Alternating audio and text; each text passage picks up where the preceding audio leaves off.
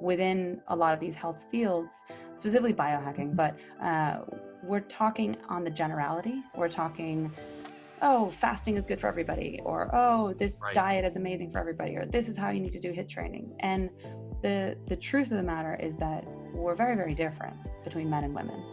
And there's a doctor, Dr. Stacy Sims, who often says women are not small men, which I think is a really I mean, it's a short phrase, but it really is true. Up until the 1970s, women of childbearing age were not allowed to be included in research because they thought that would actually harm the child. So it was done for good measure, but that means that basically any research prior to 1970s was done on all men. So if we're thinking about things like even the pill or things that are impacting breast cancer, Wow. that wasn't always done on women. Really? Yeah. Wow. Which is bizarre. I mean, we're talking Very. breast cancer, which, impacts women a lot more than men. Yeah. I mean, And we're not testing things on women. So wow. research has been stifled, I guess, for decades. We're coming back, or we're coming around to it, but it's also that women are difficult to research because of menstrual cycles, because of life cycles. There's more variables, I guess, to kind of determine. Yeah, and it makes sense. So it's not a matter of bashing and saying, oh, well, it's not on that. It does make sense, but that still doesn't stop us from saying that there is a problem and we need to do something about it. And so Wealth is to combat that. And basically what we wanted to do was create a platform for women to connect and really be able to discuss these things and say, hey, this is working for me, this is not working for me, right?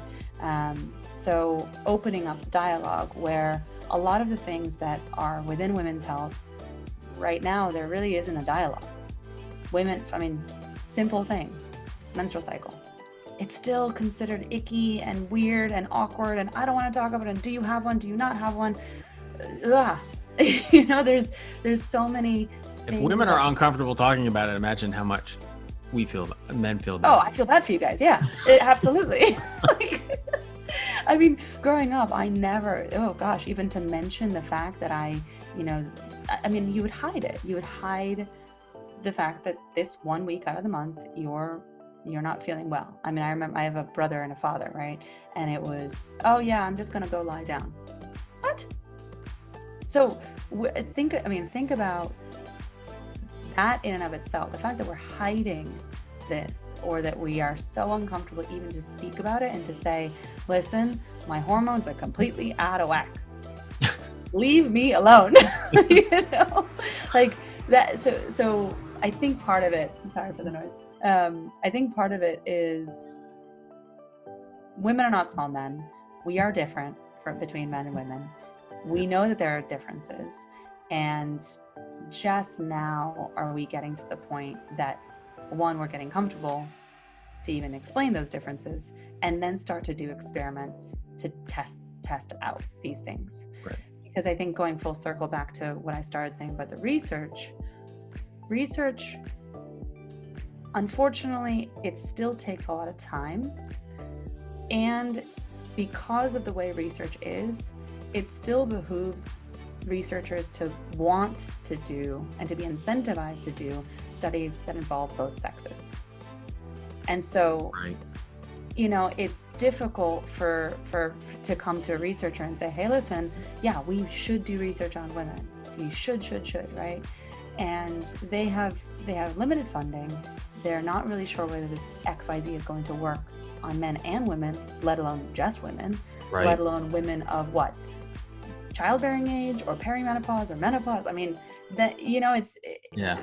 So I think from a research standpoint, my view on this is that the only way that we're really going to change anything is to truly start doing N of 1 experiments and then extrapolating that larger to the community and saying, okay, this was your N of 1, this was your N of 1, this was your N of 1. All right, let's aggregate that together as women, kind of in citizen science form. Yeah, I was going to say kind of crowdsourcing approach. Exactly. Exactly. So that's WealthCo. It is a forum. It's a community. It's not on Facebook because no thanks. And and it's an area where we can start these N of one experiments and testing to say this is, and normalizing even conversations about things that historically have been difficult to even say, because there's a lot of stigma even associated with, menstrual cycle is one thing, but fertility or infertility, sexual health, even things like postpartum depression, or just questions or concerns or insecurities.